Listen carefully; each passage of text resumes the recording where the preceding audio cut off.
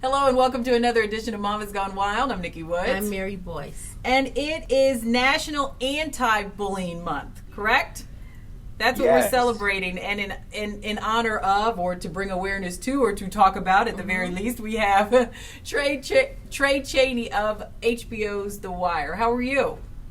I'm honored to be here. How are you? I'm good. I'm resisting calling you Poot because it's just fun to say. And my husband's going to be so excited. That's a name. That name will never die. Yeah. I live with that one.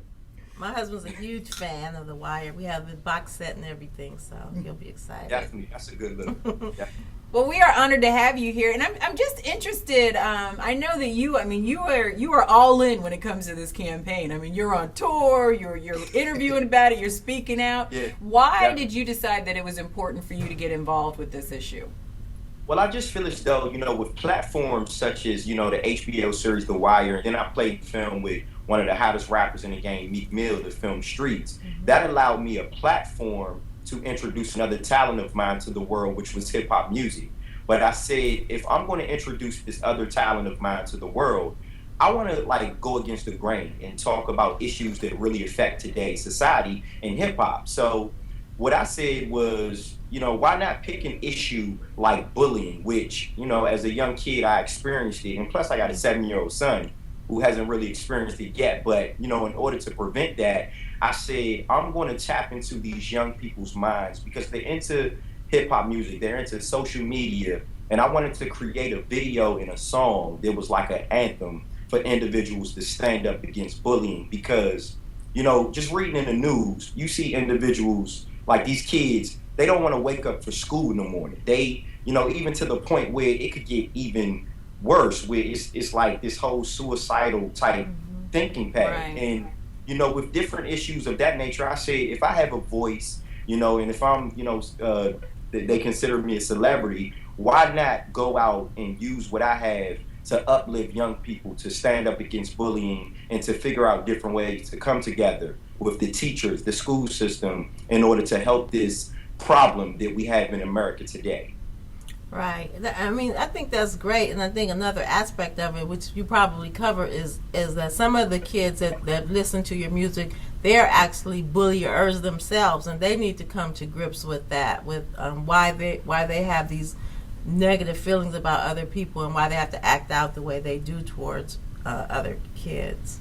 Yeah, that's definitely true. And, that's definitely a good point, because what happened was in my quest to bring a change in hip hop, and when I decided to do this bullying record, it actually, developed a lot of great relationships with the Maryland State Education Association. And like I said earlier, I'm from Fortsville, Maryland. That's cross over 2 lights right in the heart of Washington, D.C. And, in order to partner up with the Maryland State Education Association, I've been going around the schools all across Maryland. And it's just, a joy to be able to come to a school and really inspire the youth. And even if they are doing the bullying, it's like they leave with a sense of saying, this is wrong. We don't want to hurt each other. Or, dealing with the teachers and the guidance counselors and the parents, even getting the parents involved, it sort of makes a difference. And that means more to me than anything, just trying to, help our communities across the country and just try to, put something in our young people's lives, Yeah, I know one of the things that we talked about, because there are kind of 3 aspects. There's the kids that are getting bullied, there's the kids that are doing the bullying, but then there's the kids who are kind of just observing. Right. What role or what advice or what tips can you give them on how to get involved without kind of turning the wrath on themselves, but how to get involved so that they are, more of a mediator as opposed to a bystander? Well, that's where it comes into play with, some of the stuff that I talk about at the schools with the kids who are just like the bystanders that's looking on. They may be afraid to go tell a teacher or go tell a guidance counselor because they feel like they're snitching. But at the end of the day, it's about, trying to save someone's life in that case. Because like I said before, if you have these kids not wanting to go to school or, having those thoughts that they may have because they've been bullied, it's right, and I instill this in those kids' heads to go to the guidance counselors, go to the principals, and sort of try to form a more positive peer mediation kind of fun experience to to bring some of that negativity down. And usually, you know, from what I hear, like when I get feedback of, you know, letting the kid know it's right to go to your guidance counselors and teachers, usually the feedback is pretty good, because now you're getting more people involved that want to help. Right.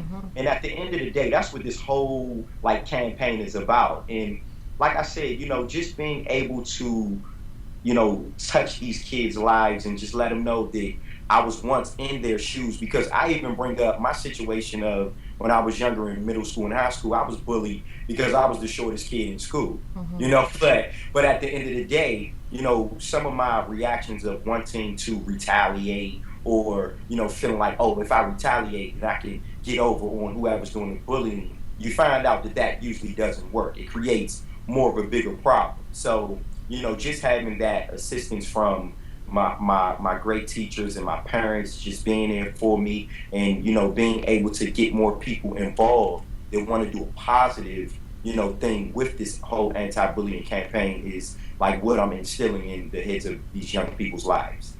And now you're Poot. Yes. Yeah.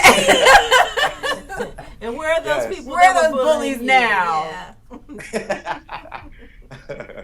Well, you have to add to that, as bad as it is to just have to know that your kid might be involved in that. Then with social media, that's another layer that you have to be aware of, what your kids are texting, what text they're receiving, and all that kind of stuff. So, and I know one thing I brought up with Trey, and even with social media, is like now we have like adult bullies. I mean, we don't even. It's not even like the kids are getting these examples from adults. They're watching it in the hip hop game. They're watching it on social media. I mean, it's the example that we, and I'll say that as a collective because obviously it's all of our problems, that we set for our kids. It's a shame.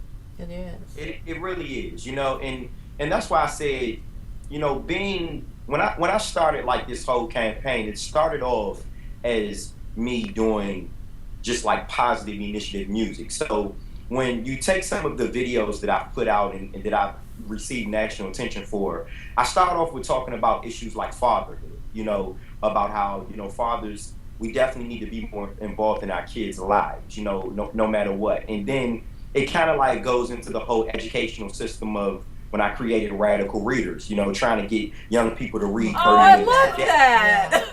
So, you know, when we created Radical Readers in fatherhood, and Radical Readers were featured on, you know, BT 106 in Park last year. So now with this bullying piece, it sort of like gives you an overall like demonstration of where everything started from. Because you got this young kid being bullied, you know, a lot of the young kids that's being bullied that I talk to in schools, they say, well, you know, my father's not in my life, and my mom, she's busy working 2 and 3 jobs, so I'm not really getting that radical reading education, and now I'm being bullied. I don't have nowhere to turn to. Right. So it's like these issues that I'm trying to really bring and force on like radio and television. It's sort of coming around to it, but at the same time, it's still going to take all of us as a community and as, you know, just individuals around the world to get behind it and really want to pursue this, you know? Well, don't stop fighting. We appreciate. We appreciate it. No. Yeah. And so what can we do? What can the audience do to help you? Well, right now, what we're doing, like I said, I'm going around and I'm bringing awareness through like the social media. You know, my Twitter is @TreyChaney. And, you know, I know the kids, they're definitely on Twitter and Instagram and Facebook. So, you know, with my Twitter being @TreyChaney, then my Instagram is Mr. Trey Chaney. And then you could just look me up on Facebook under the name as well. I'm putting out like this positivity with the video. I want people to like, you know, check the video out, you know, request us to come to your school because it's really making a real big impact just in the state of Maryland. But this issue is worldwide, you know. Absolutely. And even with, like I said, you know, being a musician, you know, it's a fight with radio as well, because it's like the negativity that you all are playing, you know. And I was waiting for him to say you all are playing.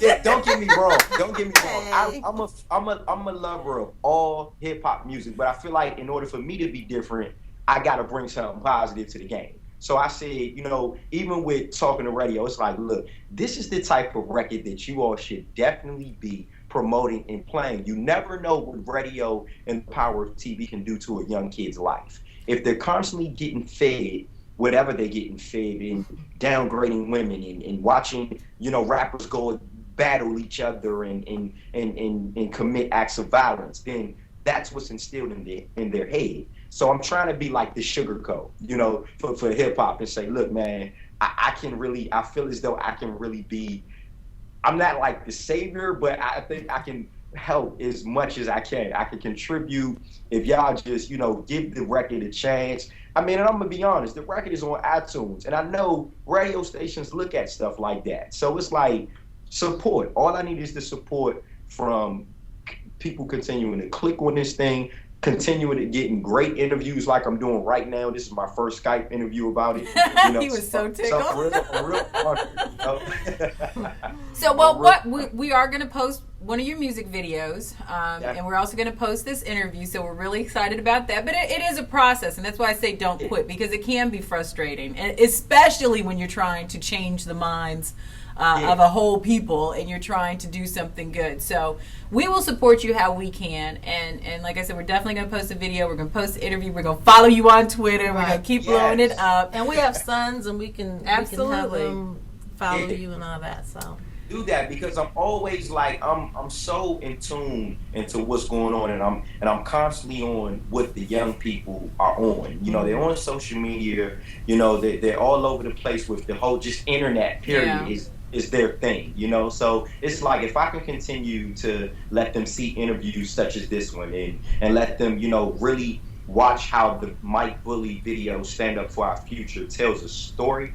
I mean, and that's one thing I got to credit to Lamar Tyler, who directed it. Oh, cool. He's the owner of blackandmarriedwithkids.com. That's what I was getting ready to say. We were at a blogging conference in Florida. Yeah, Lamar Tyler, he's a real good friend of mine. He directed 4 of my videos. He directed Fatherhood, Radical Readers, Mike Willie, and my Live World AIDS Anthem. And all of these videos are getting the type of play that they need to get. And it's like, I just want the young people to really look at and look at how the video tells a story, and they probably will see themselves in it, and then they see a way that we can all change the world, All right. Well, we thank you, Trey Chaney. Like I said, we'll have all your information posted, and we'll do what we can to support, because you're doing it on behalf of our children as well. So we appreciate that. I truly appreciate this. Thank you. You're welcome.